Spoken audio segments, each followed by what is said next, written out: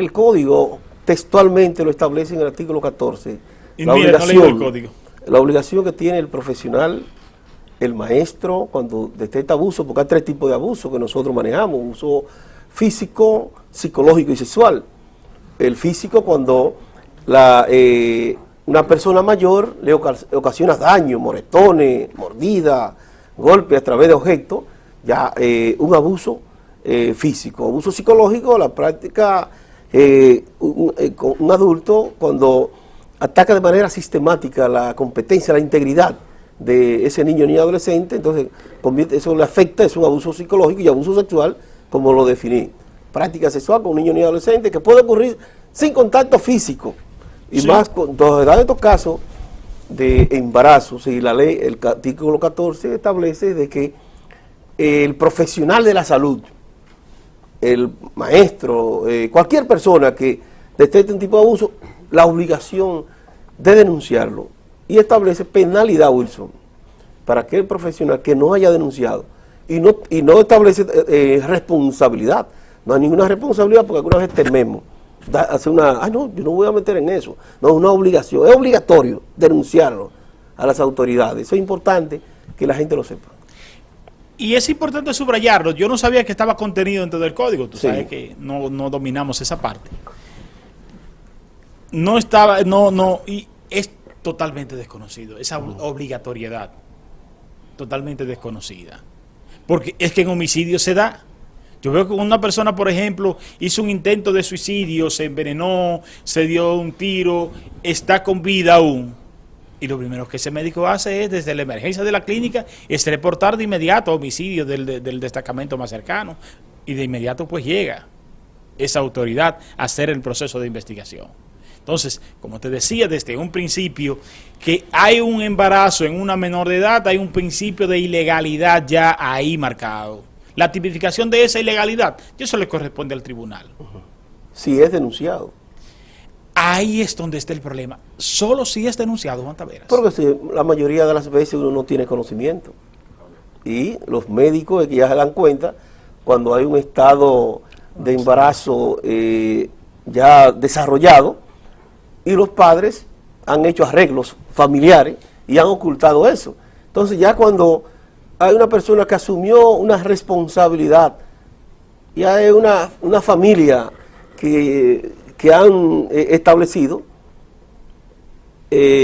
uno se enteró de eso: mira, una embarazada, ya a someter, porque la misma ley establece que cuando la persona que ha abusado ya asume ese tipo de responsabilidades, entonces, y si no hay una denuncia puesta, una querella, el Ministerio Público, en ese caso, no tiene razón de actuar. Es que... Y más dependiendo la edad, la edad. Porque si es una niña, ahí ya hay que actuar. Pero te digo, por ejemplo, una de 15 o 16 años, que ya han establecido, entonces, en este caso, a veces uno actúa y puede hacer un daño.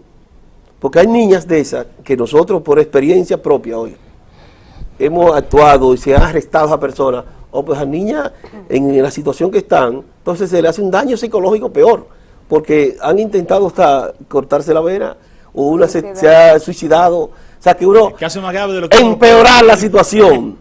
Entonces esto hay que analizarlo de manera fría, y con la razón. Es complicado la situación. Yo quiero aportar algo en relación a eso. Y bueno, vamos a nutrirnos todo, como dijo el doctor Morissette. Sí.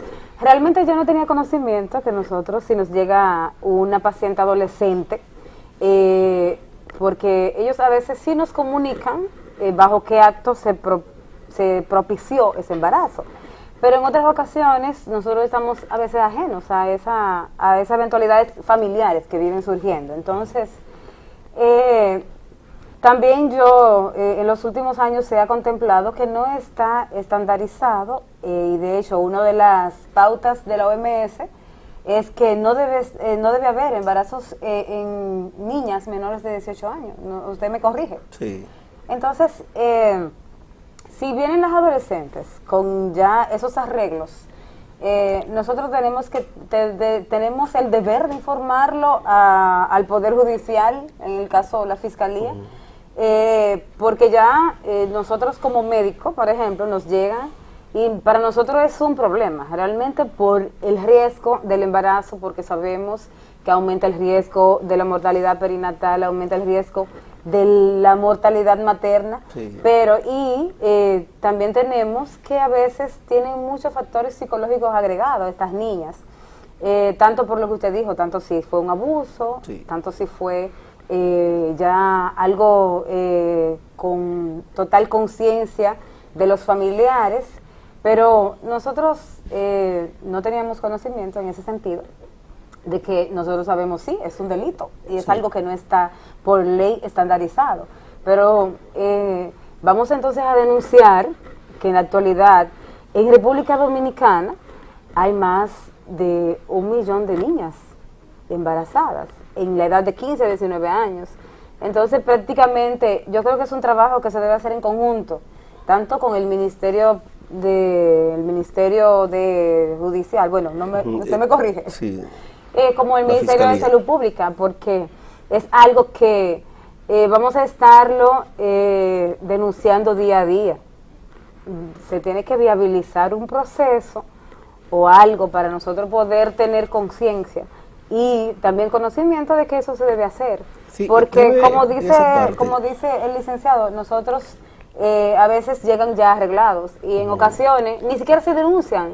Que no debe haber arreglo entre las partes en ese tipo de tal vez, Wilson, a corregir una parte también, aclarar que cuando son menores de edad los dos, entonces no hay delito si no le lleva 5 años, porque eso es lo que establece la ley.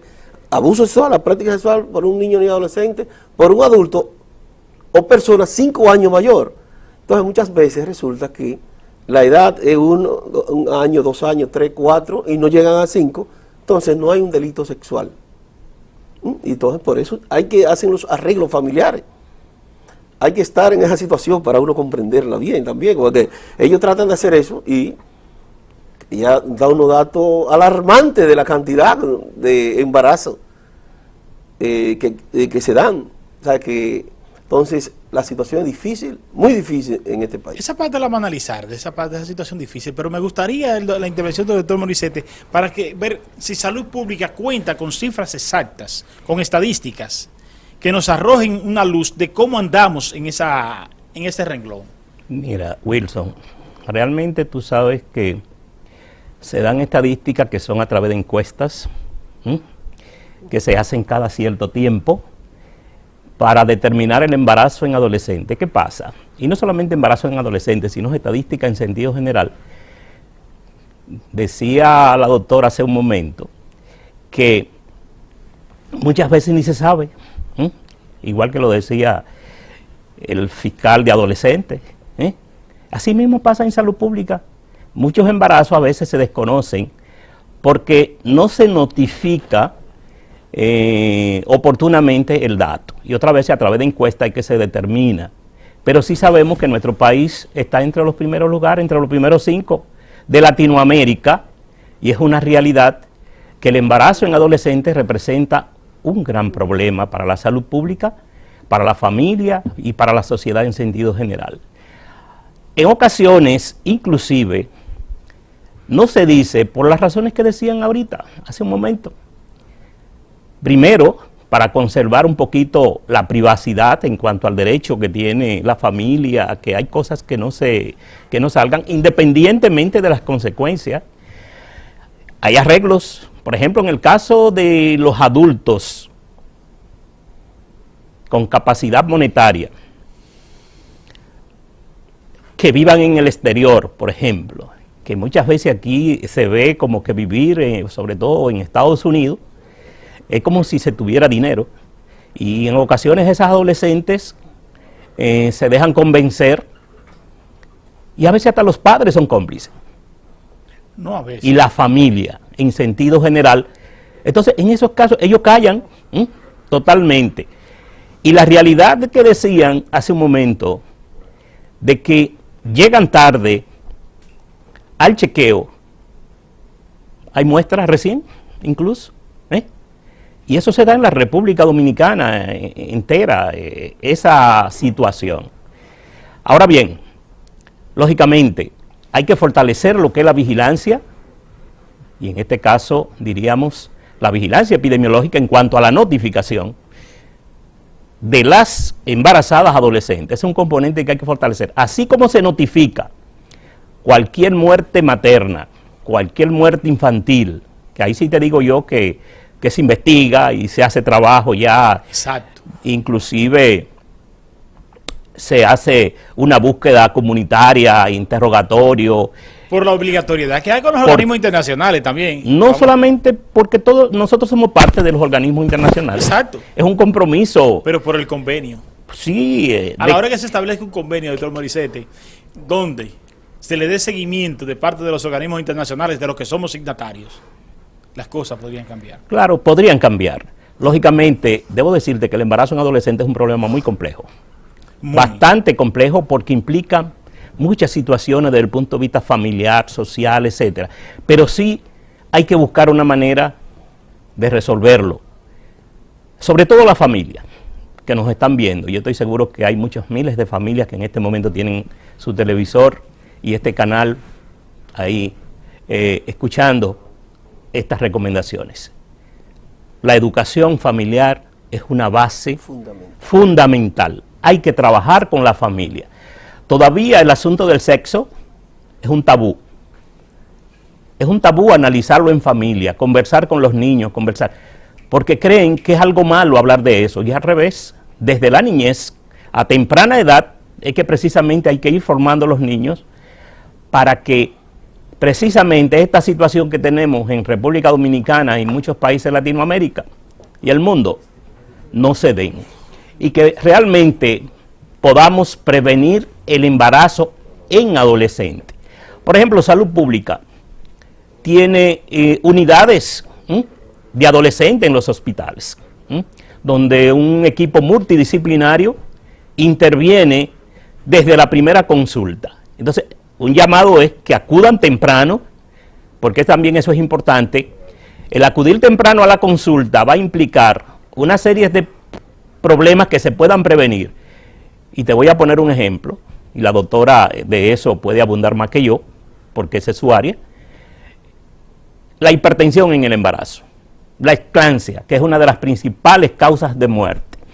La diabetes estacional, que se presenta también. También, hay muchísimas complicaciones. Cuadros. Entonces, pero sobre todo la hipertensión en el embarazo, que si se chequea tempranamente, lógicamente, se previene que al final tengan el problema, porque la hipertensión tiene una serie de situaciones previas que conllevan a ella y el embarazo induce también. Entonces, llegan ya cuando tienen 20 semanas, 18, y a veces más tarde, porque lo están ocultando. Muchas veces inclusive se ponen fajas, que lógicamente equivale a un cuerpo extraño que está oprimiendo una criatura que está ahí, y lo ocultan. Y generalmente los padres lo saben, pero hacen acuerdo, como dicen aquí. Ese acuerdo entre las partes es lo que a mí me da como quiquilla. Yo no concibo un Estado que pueda depender o hacer depender una política tan agresiva como la que hay que implementar para contrarrestar este mal, que permite el acuerdo entre las partes. Y estoy muy de acuerdo con usted en la parte de la familia. Tenemos que enfocarnos en la familia. Pero también es cierto que el Estado como Estado debe de arreciar sus respuestas. Porque yo no creo que las conductas individuales de cada quien pueda ser controlado por la individualidad sin la presencia de un Estado que esté fuerte frente a una problemática X. Y el problema ahí comienza desde la ley. El doctor Morissette señalaba con mucha precisión una parte muy importante, y es la parte de la familia. Si analizamos el conjunto, las partes forman el conjunto, un principio físico, ¿verdad?